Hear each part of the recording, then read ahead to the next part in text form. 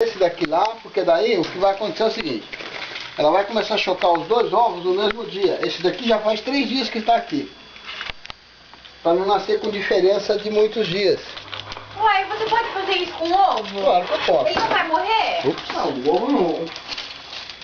O ovo só passa a ter vida depois de começar a gerar ainda. Ué, mas... de que, Léo? Não, é uma pergunta séria. Mas você pega o ovo da galinha, recolhe numa cesta e depois... Quando ela choca, o pintinho, A rolinha da Como que diz? Não, porque quando o ovo tá dentro da pata... Agora você já tá bacalhando. Não, quando o ovo tá dentro da galinha, ali,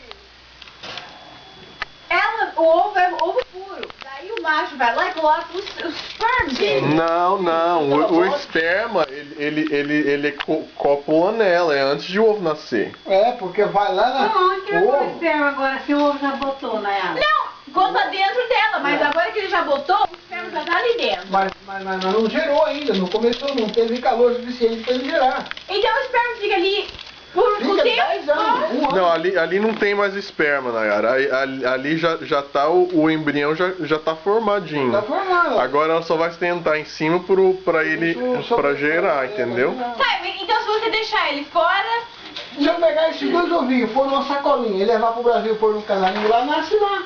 Ué, mas quanto tempo que leva pra ele?